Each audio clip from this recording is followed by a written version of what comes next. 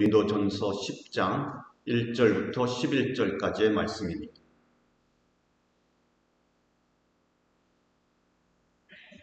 고린도전서 10장 1절부터 11절까지의 말씀 한 절씩 교독해 보겠습니다. 형제 자매 여러분, 나는 여러분이 이 사실을 알기를 바랍니다.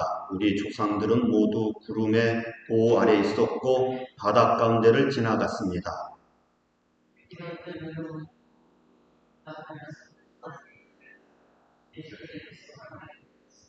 그들은 모두 똑같은 신령한 음식을 먹고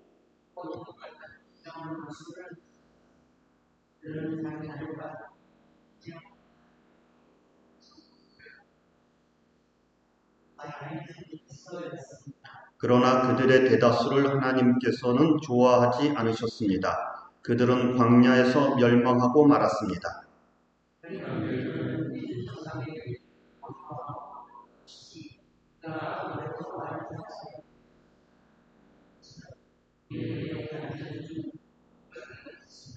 그들 가운데 얼마는 우상을 숭배했습니다. 성경에 기록하기를 백성들이 앉아서 먹고 마셨으며 일어서서 춤을 추었다 하였습니다. 여러분은 그들과 같이 우상 숭배자가 되어서는 안 됩니다.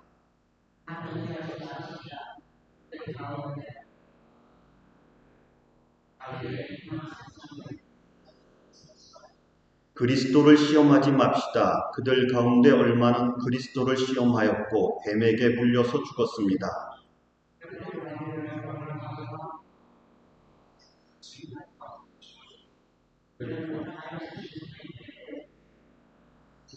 다 같이 11절 읽겠습니다. 시작. 이런 일들이 그들에게 일어난 것은 본보기가 되게 하려는 것이며 그들이 기록된 것은 만난 우리에게 경고가 되게 하려는 것입니다. 아멘. 요즘 넷플릭스가 유행을 하면서 세계 각 나라의 드라마를 볼 수 있게 되어져 갑니다. 영국에서 나온 드라마 중에 블랙 미러라고 하는 그러한 드라마가 있습니다. 이 블랙 미러는요, 다른 게 아니고 여러분들이 가지고 있는 셀폰이나 컴퓨터나 무슨 아이패드나 이런 것들을 보시면 화면이 꺼졌을 때에 꺼멓게 나오는 그것을 말합니다. 블랙 미러. 그래서 그 블랙 미러 이렇게 보시면 얼추 내 얼굴을 볼 수 있을 정도는 되지요. 그래서 화면이 꺼진 그런 스크린을 말하는 것이 블랙 미러입니다. 이 드라마는 테크놀로지, 기술이 인간 삶에 끼치는 영향을 풍자적으로 보여주는 것입니다. 그러니까 이 드라마에서는 인간들이 가지고 있는 욕망이나 두려움이나 원망이나 탐욕이나 허영이나 불안이나 이런 것들을 기술을 통해서 보여주는 거죠. 이런 에피소드가 있습니다. 그 사회는 좋아요를 많이 받는 사람이 가치가 있는 그러한 사회입니다. 그래서 어떤 이 주인공, 여자 주인공은 가식적으로 좋아요를 많이 받기 위해서 행동을 합니다. 가식적으로 행동을 합니다. 그러다가 어느 한순간에 가식적인 행동이 드러나면서 자기가 지금까지 좋아요를 받아놨던 게 싹 날아갑니다. 까먹는 거지요. 그리고는 처참하게, 비참하게 되는 모습을 보여줍니다. 이 인간의 허용을 나타내는 거죠. 이러한 에피소드도 있습니다. 어떤 남자가 이 남자의 눈 속에는 칩이 심어져 있습니다. 그래서 이 칩을 가지고 이렇게 세상을 보다가 이 칩으로 말미암아 자기가 보는 것이 다 기록이 되는 겁니다. 기록이 되어요. 그래서 내가 보고 싶었던 장면을 예를 들면 오늘 이순우 목사님 설교가 좋았는데 다시 한번 볼까? 그러면은 그것이 자기 눈앞에서 다 드러나는 거죠. 빨리도 볼 수 있고 천천히도 볼 수 있고 대감아서도 볼 수가 있습니다. 그런 기능이 있는 칩이 눈 속에 있는 겁니다. 그런데 이렇게 모든 것을 기록하고 영상으로 생산해낼 수 있는 이런 기술을 가지고 있는데 이 남자는 이 기술을 가지고 무엇을 사용하느냐면 자기 아내를 봅니다. 아내의 자그마한 행동 하나, 그 미묘한 웃음, 옆 사람을 쳐다보는 모습, 이런 것들을 다 기록을 합니다. 그리고 대화 속에 나타났던 일들도 다 생각을 합니다. 그리고는 집에 와서 아내가 왜 거기서 그렇게 웃었을까? 아내가 왜 거기서 그렇게 말을 했을까? 이런 생각을 하면서 그 동영상을 재생해보고 확대해보고 그리고 천천히 돌려보고 이러는 거죠. 여러분, 이 남자가 바라보고 있는 것은요, 아내의 모습이 아닙니다. 자기 마음속에 있는 의심, 불안, 이런 거죠. 이 아내와 나의 관계성 속에서 신뢰가 없고 불신 가운데 이 아내는 도대체 왜 그렇게 행동했을까 하는 불안감, 의심을 그 기술로 통하여 보여주고 있다는 거죠. 여러분, 기술이 발전해서 모든 것을 다 기록하면 행복할까요? 이런 질문에서부터 나온 것인데 어쩌면은요, 덮어놓고 사는 게 더 행복한지도 모릅니다. 모든 것을 기록한다, 모든 것을 갖고 있다, 별로 좋은 소리는 아니고요. 오히려 그런 기술이 우리 마음속에 있는 허영이나 질투나 의심이나 불안이나 두려움을 더 잘 나타내게 되어진다는 것이죠. 오늘 우리 본문에는 이 거울이라는 말이 없습니다. 그런데 그 옛날 성경에는 그 11절 말씀도 이런 일들이 그들에게 일어나는 것은 본보기가 되게 하려는 것이며 본보기라고 표현을 했는데 표준 세번역이 아닌 성경들은 이 부분을 거울이라고 표현을 했습니다. 거울이요. 거울. 여러분, 이 거울의 기능이 뭔가요? 저는 가끔 이런 생각을 해봅니다. 그 백설공주에서 그 왕비가 물어보잖아요. 거울한테. 백설공주가 이제 그 태어나고 막 자랄 때에 왕비가 물어보잖아요. 거울아, 세상에서 가장 예쁜 사람은 누구야? 이렇게 물어봤을 때에 백설공주를 보호하고 왕비의 기분을 나쁘지 않게 하기 위하여 거울이 왕비님은 보스턴에선 최고 예뻐요. 이렇게만 얘기하고 그러나 속으로는 그러나 미국 전역에서는 백설공주가 최고 예뻐요. 이렇게 얘기했다면 그럼 왕비도 기분 좋고 백설공주도 보호를 받았을 텐데 근데 거울은 어떻게 얘기해요? 왕비님, 세상에서 가장 예쁜 사람은 백설공주예요. 이렇게 얘기를 한단 말이에요. 그러면 왕비가 기분이 굉장히 나쁘겠지요. 그리고는 저 같으면 겨울을 깰지도 모르겠는데 그렇게 기분이 나빠서 백설공주를 죽이려고 하죠. 여러분, 이 거울이라고 하는 것이 소설이나 드라마나 영화에 많이 등장하면서 상징적으로 그대로 우리들을 보여주는 어떤 장치라고 말하고 있습니다. 여러분, 이 고린도전서에서 왜 갑자기 거울에 대한 이야기가 나오냐면 이 신앙생활이라고 하는 것은 평생을 절제하고 훈련하고 열심히 달려가도 그래도 하나님의 기준에 미치지 못하고 그래도 부족한 부분이 있는데 고린도 교회 교인들은 자기네들이 좀 방언할 줄 안다고, 통역할 줄 안다고, 예언할 줄 안다고, 뭔가 영적인 은사가 있다고 해가지고 교만했다는 거죠. 교만했어요.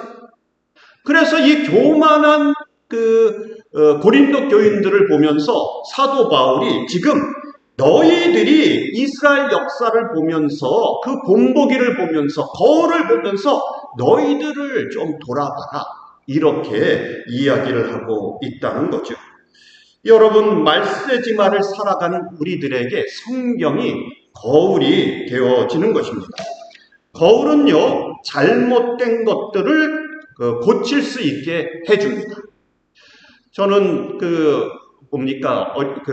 군대 있을 때에 쫄병 때에 어느 날 고참이 저를 불러서 너 누구한테 맞았니? 그런 소리를 들은 적이 있습니다. 제가 깜짝 놀랐어요. 맞기는 많이 맞았지만 근래에 맞은 적은 없고 얼굴은 안 때리거든요. 서로 공식적으로 얘기를 하지만 얼굴은 안 때려요. 왜냐면 얼굴 때리면 다 들통이 나기 때문에. 그래서 빠따를 맞지, 이 엉덩이를 맞지 얼굴은 안 맞는데 너 누구한테 맞았니? 얼굴이 부었다. 제가 그래가지고 깜짝 놀라서 그 소대에 있는 거울을, 그 조그만 거울이 하나 있는데 거기 가서 봤단 말입니다. 얼굴이 진짜 이렇게 부어있더라고요. 그게 맞아서 부은 게 아니라 살이 찐 거예요. 살이 찐 거예요. 갑자기 막 살이 찌니까 부은 것처럼 보인 거죠. 제가 오래간만에 쫄병 생활에 너무 바빠서 거울을 못 보다가 그날 거울을 봤어요. 거울을 이렇게 보면서 이야, 이렇게 살이 쪘구나. 살이 찌면 이런 모습이구나. 이러면서 제가 쳐다봤죠. 여러분, 거울을 보면서 우리들 스스로를 돌아볼 수 있게 되어집니다. 돌아볼 수 있게 되어져요. 여러분, 거울을 보면서 우리 자신들을 비춰볼 수 있게 되어집니다.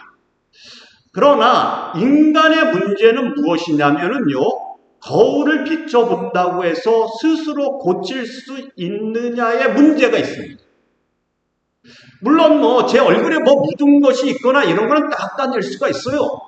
그러나 여러분들의 행동을 여러분들의 행동을 말씀에 비춰보고, 여러분의 행동을 이웃에게 비춰보고, 여러분의 행동들이 잘못됐다는 것을 안다고 해서 고쳐지던가요?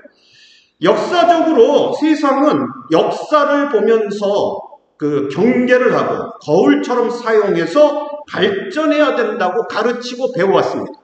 그러면 역사를 보면서 배워서 고쳐진 나라나 개인이 있느냐는 말이죠. 여러분, 싸움은 안 된다고요. 전쟁은 안 된다고요. 그러면 다 피해를 본다고요. 역사적으로 다 압니다. 그러나 지금도 전쟁을 하자. 지금도. 이 인간 역사에서 전쟁하면 안 돼. 양쪽 다 피해를 봐. 얼마나 비극이야. 이런 이야기를 얼마나 많이 써놨습니다. 그런데도 전쟁을 하고 있다는 말이에요. 여러분, 이게 왜 그런가요? 다 욕심 때문에 그렇습니다. 죄 때문에 그렇다는 거죠. 심지어는 다른 나라는 망해도 좋은데 우리나라는 망하지 말았으면 좋겠다. 이런 분도 있어요. 이 욕심 때문이죠. 심지어는 더 심하게 나가면 다른 교회는 안 돼도 좋은데 우리 교회만 잘 되면 좋겠다. 이런 분도 있더라고요. 여러분, 그게 뭔가요? 하나님의 백성들이 함께 성장하고 함께 자라나는 걸 말하는 거지, 나만, 우리만 이런 욕심이 있다는 것, 이게 자체가 고쳐지지 않는 죄성이 있는 그런 모습들을 보여주는 거죠.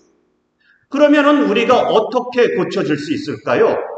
여러분, 우리가 고쳐질 수 있는 것은요, 올바른 거울 앞에 서야지 되고, 그리고 올바른 말씀 앞에 서야지 되고, 그리고 올바른 인도자 앞에 서야지 되는 것입니다. 먼저 올바른 거울이라고 하면 예수 그리스도의 십자가가 있습니다. 예수님 앞에 여러분들이 얼마나 죄인인지, 여러분들이 얼마나 부족한지, 여러분들이 얼마나 교만한지를 보시려면 예수 그리스도의 십자가 앞에 나가야지 됩니다. 그러면 여러분들의 모습들을 보여줄 것입니다. 또 성령의 역사에 귀를 기울여야 됩니다. 성령님께서 말씀을 하세요. 그때의 성령님의 말씀에 귀를 기울일 줄 알아요. 또 성경 말씀에서 나를 볼 줄 알아야 됩니다. 여러분들이 믿음이 좋다고 자랑하시나요? 야고보서를 좀 읽어보십시오. 야고보서. 로마서와 야고보서를 읽어보십시오. 여러분들의 믿음이 얼마나 죽은 믿음인지를 볼 수 있습니다. 여러분의 인생의 현 주소를 보고 싶으신가요? 잠언과 시편과 전도서를 읽어보세요. 여러분들이 살아가고 인생이 어떤 모습인지를 볼 수가 있습니다. 이 인생이라고 하는 것이 도대체 무엇인지를 보려고 하면 베드로전서를 읽어보세요.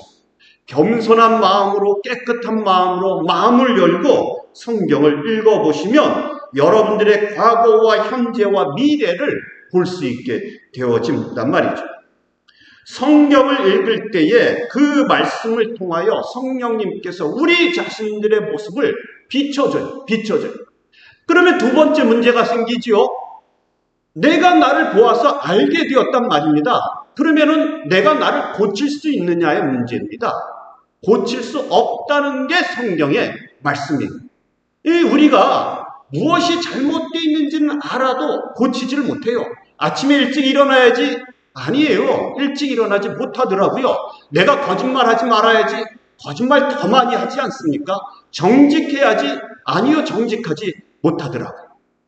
이러한 일이 벌어졌을 때에 하나님께서 우리들에게 사용하시는 방법이 있어요. 우리들을 고치시는 방법이 있어요. 그게 무엇입니까?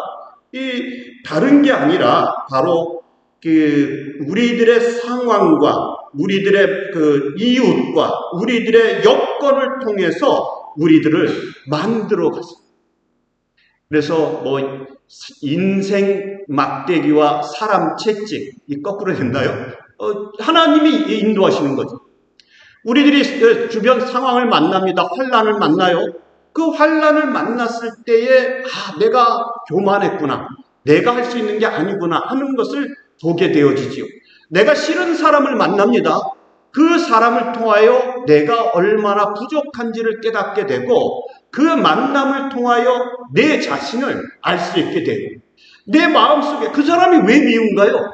내 마음속에 있는 욕심이 있기 때문에, 내 마음속에 있는 욕망이 있기 때문에 내 욕망하고 그 사람이 부딪힌단 말입니다. 그래서 그 사람이 미워지는 거죠. 신명기 8장에 보면은요, 하나님께서 왜 광야로 인도하셨는지를 보여줍니다. 백성들을 줄이게 하고 그리고 낮추시고 겸손하게 만들어 간다는 거죠. 그래서 어떻게 해요? 그들이 살아가는 데 있어서 사람이 떡으로만 사는 게 아니라 하나님의 말씀으로 살아가는 것임을 깨달아 알도록 만들어 가신다는 거죠.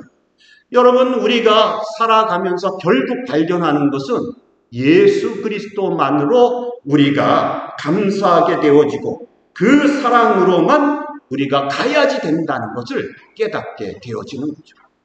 여러분, 이게 거울입니다. 하나님께서 우리에게 역사하시는 겁니다. 오늘 본문은 조금 구체적으로 몇 가지를 가지고 이 거울에 대한 이야기를 하는데, 가장 먼저 이스라엘 백성들의 잘못에 대해서 얘기할 때에 우상숭배에 대한 이야기를 합니다. 우상숭배에 대한 이야기. 이스라엘 백성들이 이제 나왔습니다. 나와서 광야로 들어갔을 때에 금송아지를 만드는 사건이 있었습니다. 금송아지를 만들었어요. 그런데 여러분, 그 출애굽기를 읽으셨을 때 주의 깊게 읽어야 되는 부분이 뭐냐면, 이스라엘 백성들이 아론에게 금송아지를 만들자고 얘기할 때에 거기에 붙이는 말이 있어. 붙이는 말이 있어. 그게 뭐냐면, 우리를 위하여, 우리를 위하여 우리를 애굽에서 인도하여 낸 신을 만들자. 이렇게 얘기해요. 우리를 위하여. 모든 우상의 근본은 우리를 위하여입니다. 우리를 위하여. 나를 위하여. 이 우상을 섬기는 사람들이 바위에 가서 절을 하는 것도 성황당 나무, 오래된 나무 앞에 가서 절을 하는 것도 모든 것은요, 나를 위하여. 나를 위하여. 여러분, 이렇게 보시면은 우리가 하고 있는 모든 것이 우상이 아닌 것이 없다는 거죠. 심지어는 우리가 예배를 드리는 이 순간에도 나를 위하여, 우리를 위하여 이렇게 마음 먹고 기도하고 찬양하고 있다면 잘못되었다는 겁니다.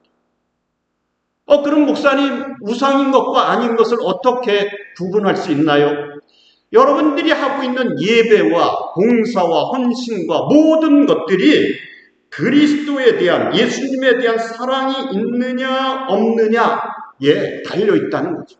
내 복을 위하여, 영생을 위하여, 내가 잘되기 위하여, 출세하기 위하여, 내 후손들을 위하여, 이러면 우상으로 가고 있다는 거죠. 우상이 아닌 것은 오직 예수를 사랑해서 하고 있느냐 하는 것입니다. 고린도전서 16장 22절에 누구든지 주를 사랑하지 않거든 저주를 받을지라. 예수님을 사랑해서. 그러면 여기에 문제가 생깁니다. 이거 정말 어렵지 않느냐? 이게 예수 믿는데 문제가 있지 않느냐? 그렇습니다. 여러분, 우리가 예수 믿는 것이요, 이것이 우상 숭배가 안 되는 것이 너무 어렵다는 거죠. 그래서 우상 숭배를 하지 말자, 이렇게 말하기가 너무 어렵게 되어져 버려요. 그러면 이 말씀은 뭔가요? 우리들이 우상 숭배하는 존재라고 하는 것을 깨달아 알아라, 이런 뜻입니다. 이 말씀은 우리가 우상 숭배하는 죄인인 줄 알아라, 이렇게 우리에게 말씀을 하고 있다는 거죠. 여러분, 현대인들의 가장 큰 우상이 뭡니까? 사실은 이게 돈이거든요. 돈에 대한 문제입니다. 매사의 모든 것을 돈으로 판단을 합니다. 평가가 돈이에요. 뭡니까? 누가 출세했다 그러면 돈을 잘 버느냐 안 버느냐로 따지지요. 누가 나한테 잘해준다 그러면 뭐 나한테 가치 있는 걸 주느냐 안 주느냐 뭐 이런 거죠. 여러분 모든 것을 돈으로 생각을 하고 나아갑니다. 여러분 이 이스라엘 백성들이 우상 숭배에 빠졌다는 것을 어디에서 볼 수 있느냐면 그 출애굽기 16장 만나 이야기에서 보면 알 수가 있습니다. 만나 이야기에서. 만나의 그 기본적인 생각은 뭡니까? 오늘 먹을 것을 하나님께서 준비해 주신다. 이거거든요. 오늘 먹을 것을 하나님께서 준비해 주신다. 그래서 처음에 만나가 내렸을 때 하나님께서 모세를 통하여 경고를 하시죠. 하루에 그 식구가 먹을 만치만 가져가라. 쌓아놔도 못 먹는다. 이렇게 말씀을 하시고요. 토요일이 되면 안식일 전날이 되면 이틀치를 가져가라. 그때는 가져가도 된다. 이렇게 말씀을 하시고요. 또 항아리에 담아서 법궤에다 넣어라. 그것은 썩지 않는다. 이렇게 말씀을 하셨습니다. 규칙이 아주 간단해요. 그날치만 가져온다는 거죠. 처음에 이스라엘 백성들이 만나를 가지러 갈 때 어떻게 했습니까? 그날치만 가져가라고. 내일은 어떡하나? 일주일은 어떡하나? 혹시 없어지면 어떡하나? 내일 안 내리면 갑자기 멈추면 어떡하나? 그래서 사람들이 막 긁어 모아서 많이 갖다 놨거든요. 그랬는데 어떻게 됐어요? 쌓아놓은 거는 다 썩고 벌레가 먹어서 쓸모없게 되어져 버리죠. 여러분 우리가 이 만몬, 그 돈에 대한 우상을 이겨가는 것은 하나님께서 일용할 양식을 약속하셨고 그 약속을 지켜주실 것이며 그래서 매일매일 먹는 것에 감사해야 된다는 것이 성경적이라고 말하는 겁니다. 만몬에 대하여 돈에 대한 우상을 이기는 방법은 이것밖에 없습니다. 오늘 내가 가진 것에 대한 감사. 내일 일은 난 몰라요. 일주일도 모르고요. 한 달 후도 모릅니다. 그러나 오늘 내가 주어진 것이 있으므로 감사하다는 마음. 내가 어디 한탕 투자해가지고 평생을 먹고 살리라. 이거는 성경적인 이야기가 아니라는 거죠. 오늘을 감사하고 오늘을 은혜로 사는 것. 이것이 우상을 이겨나가는 방법이라고 하는 것이죠. 여러분 물질은 영원하지가 않습니다. 제가 광고 시간에 얘기를 하겠지만 지난 수요일 날 미국 교회에 오랫동안 뮤직 디렉터로 일했던 알렌 토마스 씨가 심장마비로 돌아가셨어요. 주중에도 매일 나와서 이분은 오르간을 연습을 하셔요. 그래서 그 힘찬 음악을 들으면서 제가 성경을 읽고 설교 준비도 하고 책도 보고 자주 만나서 인사도 하고 그랬는데 수요일 날 제가 사무실에 있는데 여기 립세셔니스트가 올라오셔가지고 카리엔이 올라와서 저한테 1시간 전에 알렌이 심장마비로 쓰러져 죽었다고 연락받습니다. 제가 한 1시간 동안 멍하니 아무 생각이 안 들어요. 그리고 두 번째 든 생각이 1시간쯤 지났는데 두 번째 생각이 알렌이 그렇게 가셨어? 그럼 나는 준비가 됐나? 이런 생각이 들었습니다. 나는 준비가 됐나? 이 세상을 떠날 때에 놓고 갈 것과 가지고 갈 것에 대한 준비가 되어져 있는가? 내가 정리해서 버려야 될 것들과 가지고 있어야 될 것, 소중히 여겨야 될 것에 대한 준비가 되어져 있는가? 내가 우상처럼 나를 위한 것들만은 가지고 있는 것은 아닌가? 이런 생각이에요. 여러분 우상은요 하나님 나라 갈 때 다 놓고 가는 것들입니다. 쓸데없는 것들입니다. 나를 위한 것들이 아니라고. 영적인 것들만 우리에게 소중하다는 것이죠. 두 번째 이스라엘 백성들의 문제는 음행의 문제였습니다. 음행에 대한 문제. 이 음행에 대한 문제는요, 이방 민족들이 제사를 지낼 때에 자기들 성전에 있는 성전을 지키는 장녀들이 있었거든요. 그리고 또 이방 여인들의 음행하는 행동들이 있었어요. 그런데 이스라엘 남자들이 그쪽 여인들과 합해서 같이 이런 음행을 저지르는 일이 있었어요. 하나님께서 그 일을 보시고 아주 심각하게 징벌을 하셨다는 말입니다. 그런데 이 음행에 대한 것도 어떻게 정의를 내릴 수가 있느냐면 자기 몸의 쾌락을 위한 삶을 사는 것이 음행이다. 이렇게 얘기할 수 있습니다. 자기 몸의 쾌락을 위한 것. 자기 몸의 쾌락을 위한 것. 여러분 고린도전서 6장 20절에서는 너희 몸은 값주고 산 바 되었다고 얘기합니다. 또 너희 몸은 하나님의 성전인 줄을 너희가 모르느냐? 이렇게 말씀하십니다. 여러분 자기 몸의 쾌락을 위해서 자기 몸만 챙기는 것으로 살아간다면 우상 숭배와 음행이 같이 가고 있다는 것을 우리가 알 수 있는 거죠. 우리 기독교인들은요, 살아도 죽어도 주를 위해서 살고 주를 위해서 죽어야 되는 그러한 존재라고 하는 것이죠. 여러분, 음행이 무엇이라고요? 무조건 이성에 대하여 쫓아가는 게 아니라 음행은 자기의 쾌락을 위하여 살아가는 삶. 하나님을 위한 것이 아니라 자기를 쾌락을 위하여 자기 즐거움을 위하여 쫓아다니는 삶이 음행이라. 여러분 이것도 딱 걸리지요. 우상숭배도 걸리고 이것도 우리가 안 돼요. 사실은 내가 편하고자 조금 더 자고 내가 편하고자 조금 더 맛있는 거 먹고 내가 편하고자 뭔가 기호식품도 먹고 마시고 여러분 그렇지요. 내가 편하고자 즐거운 것을 찾아다니고 그게 음행이라고요. 그게 하나님을 위한 것을 쫓아다니지 않는 것이 음행이라고. 그러면 목사님 어떻게 살라고요? 여러분 대답이 없는 겁니다. 그러면 이 말씀은 무엇이냐? 우리가 음행하는 죄인인 줄 알라고 우리에게 경고를 주고 있는 것입니다.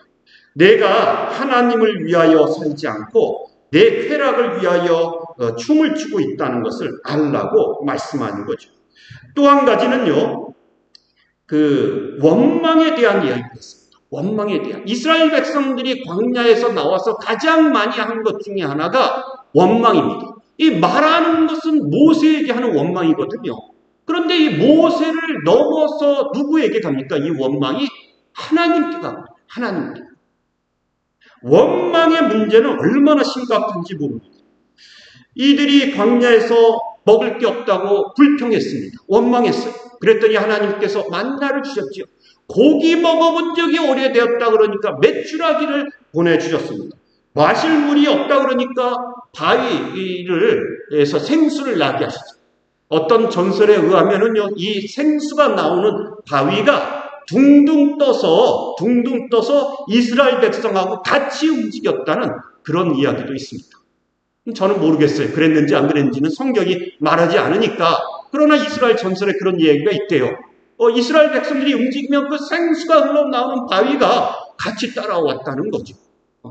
여러분 이거는 성경에 없는 이야기니까 믿으실 필요는 없습니다만 여하튼 하나님께서 목마르다 그러면 물을 주시고 고기 먹고 싶다 그러면 메추라기를 주시고 그랬는데도 이 사람들은 마늘이 먹고 싶다, 파가 먹고 싶다, 향신료가 먹고 싶다, 수박이 먹고 싶다. 그러면서 끊임없는 불평과 원망을 만들어내고 있었다는 거죠. 왜 우리를 광야로 인도해서 이 고생을 시키느냐고.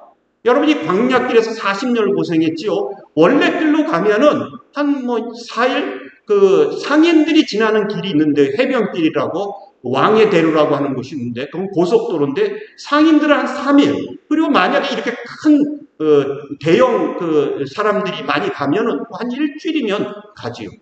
광야에서 40년을 보냅니다. 광야에서. 그래서 원망하고 불평하고 있는 거죠. 여러분 신앙인은 원망하지 않습니다. 원망하지 않아요. 신앙인은 불평하지 않습니다. 여러분 이 원망이라고 하는 것은 내게 책임이 없다는 뜻입니다. 무슨 문제가 일어나지요? 첫 번째로 원망하는 사람은 나는 그것에 대하여 책임지고 싶지 않다는 것을 말하고 있습니다. 나는 거기에 대한 책임이 없어. 두 번째는 나는 그것에 대한 주인이 아니야. 요거를 말하는 겁니다. 여러분, 남편이 어떤 일이 가정에 일어나서 원망을 하죠. 누군가에게 대한 원망을 하죠. 그 집에 안에 주인이 아니라는 뜻이에요. 아내가 무슨 일에 대하여 원망을 하죠. 더 이상 가정주부가 아니라는 뜻이에요. 여러분, 교인들이 무엇에 대하여 원망을 하죠. 더 이상 책임지고 싶지 않다는 뜻이에요. 이 원망은 노예들이 하는 겁니다. 노예들이. 주인이 나한테 이렇게 했어. 나는 노예로 태어날 수밖에 없었기 때문에 이렇게 살 수밖에 없었어. 이러면서 원망을 하게 돼요. 자유하는 사람들은요, 그런 문제들에 대하여 내가 어떻게 그것을 책임지고 해결할 수 있을까? 자유하는 사람들은요, 어떤 상황들에 대해 감사하고 받아들일 준비가 되어져 있다는 거죠. 우리들이 여러분 가만히 생각해 보십시오. 이게요, 기도 제목이라고 하는 게 이렇게 있습니다. 저도 이걸 한번 해본 적이 있는데, 기도 노트라고 하는 것을 어떤 목사님이 추천해서 저도 써본 적이 있어요. 그래서 제가 어느 날 기도 노트를 써가면서 몇 페이지를 쓰고, 어느 날 이걸 돌아봤어요. 이렇게 쭉. 뭘 해달라 그래서 기도 응답이 됐어. 몇 달 후에 됐고, 뭐 언제 됐고, 이렇게. 그래서 그걸 다 썼단 말입니다. 정말 하나님이 다 응답을 하시더라고요. 정말 대단하셔요. 그런데 이렇게 보면서, 그런데 내 기도 제목은 그때는 이것이, 그 여름에는 이 기도 제목이 가장 간절해서 이걸 놓고 기도했는데, 그게 이루어지고 났더니 또 다른 기도 제목이 생기더라고요. 또 다른 기도 제목이 응답되고 나니까 또 다른 기도 제목이 나와요. 예를 들면 이런 겁니다. 하나님 건강하게 하여 주옵소서, 이 병을 낫게 하여 주옵소서. 이때는 이 기도가 가장 간절했어요. 그래서 그 기도를 두고 간절히 기도를 했는데 병이 났어요. 그 다음에 무슨 소원이 생깁니까? 하나님 돈을 많이 벌게 해주세요. 하나님이 돈을 많이 벌게 해주셨어요. 그럼 뭐가 나와요? 하나님 저에게 명예를 허락하여 주옵소서. 여러분, 우리가 이 기도 제목이라고 하는 게, 소원이라고 하는 게 끊이자 반복적으로 나오게 되어져 있다. 왜요? 우리 마음속에는 욕심이 있고 내 욕망이 있기 때문에 그렇죠. 여러분, 기도 제목은 하나만 해주시면 좋겠습니다. 하나님 이것만 해주시면 좋겠어요. 거기서 멈춰야지 되죠. 제가 예전에 있던 로체스터에 있던 데에 순위, 그러니까 뉴욕주 주립대학에서 강사하는 분이 있었어요. 그분의 기도 제목은 이거였어요. 하나님, 저희 아들이 이곳에서 고등학교를 졸업하고 대학을 진학할 때까지만 이곳에 머물게 해주십시오. 강사 1년짜리 계약, 1년짜리. 그래서 1년 후가 됐어요. 그러면 재계약을 해야 되느냐 마느냐, 떠나야 되느냐 마느냐가 걸려요. 그래서 이분이 재계약이 됐어요. 하나님 감사합니다. 2년을 있었어요. 2년이 맥시멈이에요, 사실. 그런데 아직 고등학교를 졸업하려면 2년이 더 있어야 돼요. 아들이 고등학교를 졸업하려면. 우리 온 교회가 같이 기도를 했어요. 하나님, 이 2년이 더 필요합니다. 그래서 우리는 이분이 교수가 될 줄 알았거든요, 정규직으로. 그런데 기도를 막 하는 중에 재계약이 됐대요. 교수가 된 게 아니라 강사로 재계약이 됐대요. 그럼 우리가 이걸 감사해야 되나요? 아니면 하나님께 원망을 해야 되나요? 그분은 감사하다 그러더라고요. 하나님께서 들어주셔서 한 해 더 있게 돼서 우리 아들이 한 해만 더 있으면 고등학교를 졸업하고 대학을 갈 수 있어서 감사하다. 이제 3년째가 끝났어요. 이제 이 아이가 마지막 시니어 고등학교가 남았는데 이 아버지가 계약이 끝났단 말입니다. 우리가 또 막 같이 기도하죠. 하나님 이거를 여기서 졸업할 때까지, 이 아들이 졸업할 때까지 있게 하여 주옵소서. 그런데 지금까지 한 번도 그래 본 적이 없는 4년 연속 재계약을 한 거예요. 4년째 있어요. 4년째. 교수들이 말하기를 이분 보고 당신이 교수가 됐으면 참 좋을 텐데 어떻게 재계약만 됐느냐. 이렇게 얘기를 해요. 나도 모르겠다고, 이 학교에서 일해본 적이 없다고 얘기한다고. 그런데 교수는 안 뽑고 재계약만 해주더라. 이렇게. 어느 날 제가 그분하고 같이 식사를 하면서 그 얘기가 나와서 물어봤어요. 정 집사님, 어때요? 하나님의 원망이 좀 생기지 않아요? 그냥 교수로 만들어주시면 좋을 텐데, 뭐 이게 기록이긴 하지만, 뜻밖이긴 하지만, 그냥 재계약이잖아요. 떠나야 되지 않습니까? 그랬더니, 목사님, 저는 우리 아들이 대학을 고등학교를 여기서 졸업하고 대학 가는 것만 기도를 했을 뿐이지 다른 것은 기도하지 않았어요. 감사합니다. 이래요.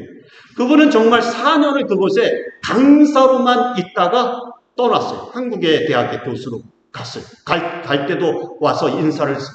정말 좋은 시절이었다고 하나님께 감사합니다. 여러분, 우리의 기도 제목은요, 하나가 이루어지고 나면 그 다음으로 간단 말이에요. 우리의 기도가 우리의 욕심을 따라가지 않고 하나님의 뜻을 따라간다면 하나로도 만족할 수 있다는 거죠. 여러분, 이스라엘 백성들은 물이 없다 그럴 때 물을 주시자 배고프다고 원망을 하고 배불리게 주시자 고기 먹고 싶다고 원망을 하고 이런 거죠. 여러분, 이 민수기 14장에 이스라엘 백성들이 원망하는 이야기가 나옵니다. 뭐라고 원망하냐면 이럴 줄 알았다면 광야에서 죽었더라면 좋았을 텐데 이렇게 원망했습니다. 애굽에서 나와서 이렇게 고생할 줄 알았다면 그냥 광야에서 죽는 게 좋겠다. 그랬더니 하나님께서 뭐라고 말씀하시냐면 너희 말이 내 귀에 들린 대로 내가 너희에게 행하리라. 너희 시체가 이 광야에 엎드려질 것이라. 죽고 싶다고 했더니 하나님께서 죽여주시겠다고 말씀을 하신 거예요. 여러분, 이 민수기 14장에 그렇게 나옵니다. 너희가 말한 그대로 내 귀에 다 들렸다. 그래서 그 말이 다 이루어질 것이다. 죽고 싶다 그랬더니 그렇게 될 것이라고 말씀하시죠. 결국 이스라엘 백성들은 어떻게 됐습니까? 그 많은 기적을 체험하고도 2명 빼놓고는 다 광야에서 죽었단 말이에요. 그렇게 말한 사람들이 다 죽었다는 거죠. 여러분, 원망은 죄입니다. 그러나 원망하지 않고 살아가는 사람은 또 없어요. 여러분들이 죄인이라고 하는 것을 깨달아 알으라고 오늘 말씀을 우리에게 주시고 있다는 말이죠. 11절 말씀에 뭐라고 얘기합니까? 이런 일들이 그들에게 일어난 것은 본보기가 되게 하려는 것이며 그것들이 기록된 것은 말세를 만난 우리에게 경고가 되게 하려는 것입니다. 여러분, 이 경고를, 이 워닝을, 이 거울에 비춰진 그런 모습들을 우습게 여기지 말고 가볍게 여기지 말고 심각하게 받아들여서 점점 더 예수님을 닮아가는 여러분들이 되시기를 바랍니다. 다 같이 기도드리시겠습니다.